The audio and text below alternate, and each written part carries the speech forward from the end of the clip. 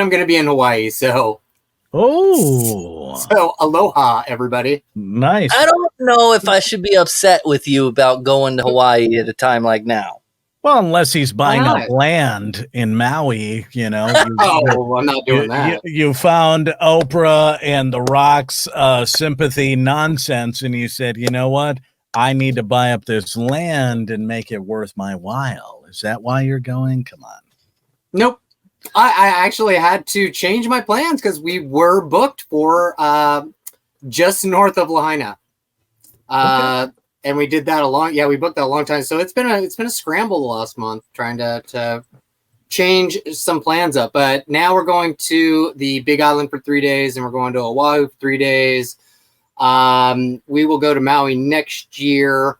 And I don't understand why people have a problem with Oprah and The Rock giving a bunch of their money and asking other people to donate. Who cares? I haven't been paying any attention. Josh, do you know why? I'm sure you do. Yeah, the fact of the matter is that, number one, anyone that has $1 billion in their bank account shouldn't be asking individuals such as myself that make less than $50,000 a year for money. They should come up with this great production and say, here is what we are going to do to make this part of the devastated Hawaii better. And that's all I have to do. I'll watch the documentaries. I'll see them, like this, to quote Soundgarden, Jesus Christ pose. I'll see them do their thing and make everything phenomenal. And I'll watch and I'll think, oh my God, you know what? The Rock and Oprah have turned that tiny little devastated island into a metropolis of something better than I could have ever imagined. God bless Oprah and The Rock. But you know what? The fact that they're going on frickin' TikTok and Instagram and all this saying, well, here's what you can do. No, stop. I don't want to see that nonsense. No, enough. All right. So then if they didn't do anything at all, they would have gotten the same exact grief. Yeah, okay. They're giving, I don't care if they, I mean, sure, they are richer than any of us will probably ever be in our lifetime unless I hit Powerball next week, which I'm really hoping for, guys. If I you'll do be both. Powerball, You'll be both, brother. Never see me again. You'll be both. See me again. You'll be both, Joe. You'll be both, dude. Anyway. No offense, Barry. No offense, Joe and I. No offense. I don't know. They're still donating $5 million each to kickstart something. $5 million? I know. I know in the grand scheme of everything, $5 million to Oprah is not a whole lot. But she didn't have to do anything. No one ever has to do anything ever.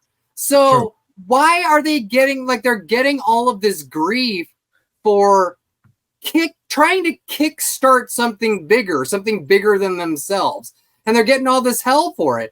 Would it have been a better option if they said, hey, we're going to donate $5 million each. We're going to start this if you want to do it, but we're also going to do this whole big, show or something, and we're going to get advertisers involved. Sure, would have that been better if they would have gotten Coca-Cola to throw down, 10 million and I don't know, Nike to give another 10 million? Sure, they should have gotten those corporate sponsors involved, done some kind of telethon online, but they can't because of the strike. They can't do anything that they would normally do television or film production wise to help raise money because of the strike. So look, they're giving away their money. I am fine with it. It's starting something, and they shouldn't be getting this hell. That's all I'm saying. I like it. I definitely hear what you're saying. How about this? They don't say an effing thing. Yeah. Okay. How about that? They just donate the money. They figure out they have, the people that handle all their financial blah, blah, blah, blah, blah. Right. Those people do what they can, and they don't say a frickin' word. And they don't try to draw this whole thing where they're doing social media, and they do their thing. They do. How much did you say they were doing? You said what? 10. It's 5 million each. 5 million. Okay, so a total of 10. Let's say they don't say anything, right? They don't say anything. They keep their freaking mouth shut. They donate the 10, and then everything else just happens symbiotically. It just through whatever should happen. And then suddenly they're no longer in the public eye. Here's why they won't, because they want to be the freaking heroes. They want to be this individual that is like, hey, here's what I did. But here's where they effed up. They said a low ball. They lowballed themselves. If they would have said, hey, Rock, I'm going to donate $100 million. Hey, big guy, testosterone guy, here's what I want you to do. Quit those 40,000 calories and match me. And then that's equal, whatever. And they said, hey, you know what? We set this thing up. If you'd like to donate a little something, that's great. If not, tax deduction, blah, blah, blah. But we did 100 million. If you'd like to do something else to do whatever, that's great. But, we did this. I still am of the option of saying, you shut the hell up and you don't say anything. And you just be you and just, I don't know, heaven forbid, be a good person and donate because you own a house that didn't get burnt down. And then we'll see how that works out. That's just me. I'm good with either one. I'm good with either shutting their mouth or like start a challenge with all your celebrity friends who can afford it. Instead. There you go. You just said. I love it. That's what I'm talking about. That's what I'm talking about. They could have easily said, because we've had challenges like this before.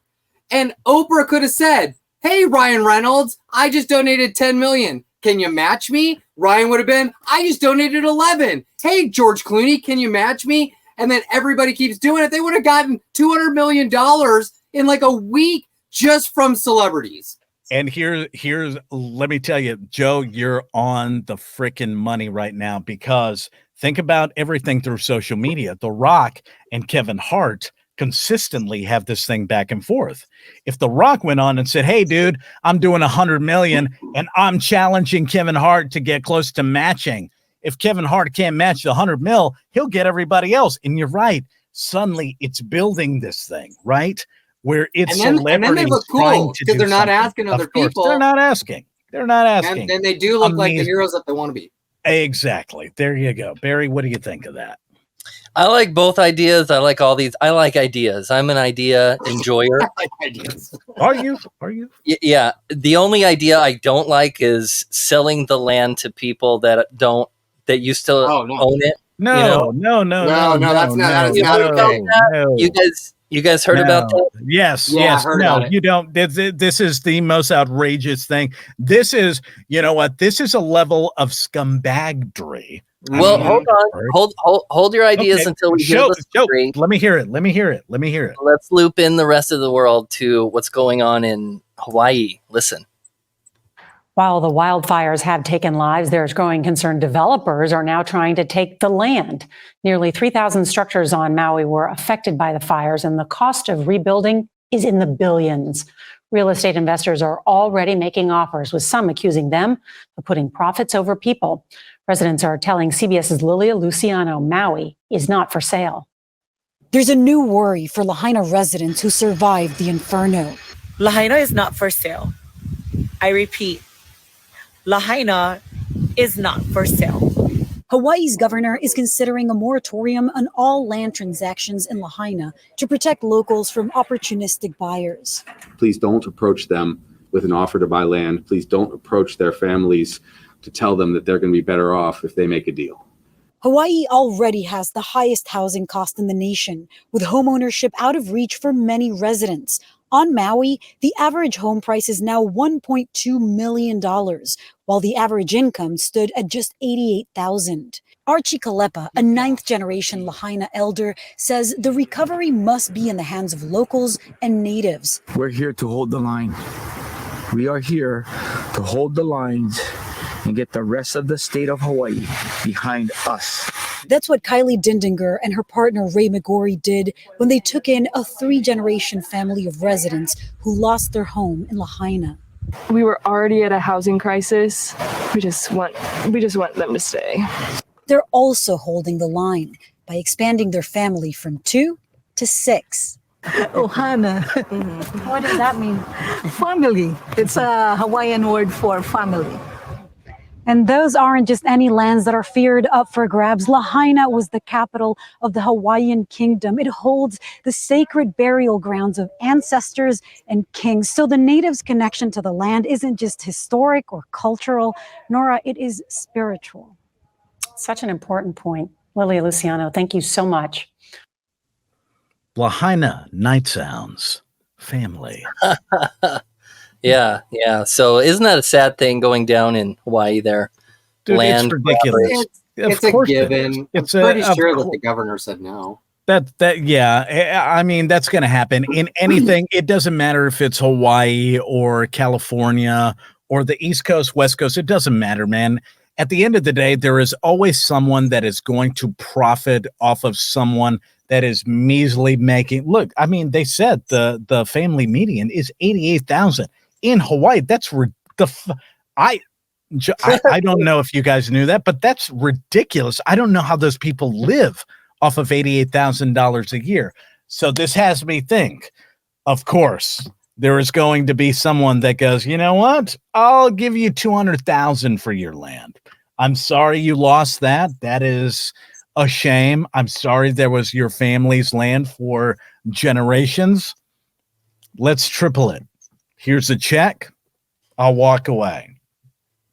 That's outrageous, dude. That the fact that anyone has the balls to even do stuff like that is outrageous to me. And I'm glad to see that the government or whoever else is stepping up and saying, dude, don't do that.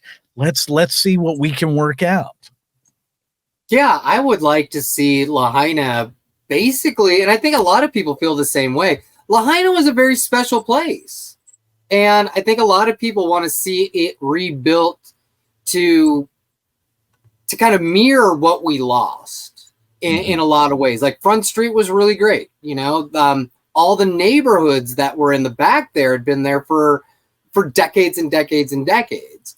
So, and I do feel like, I love Hawaii. I know like a lot of other people that love Hawaii, and everybody I've spoken to wants to see Lahaina get back to where it was, but all the shady real estate developers, the cost of living, that's why we have more Hawaiians living outside of Hawaii now than actually in the islands, and so we need to get that reversed. Like, I would love to see Lahaina get rebuilt, and there's also a movement to actually get one of the actual islands just for Hawaiians themselves. So there's some movement to try to get Hawaiians back into Hawaii, and I think that's important.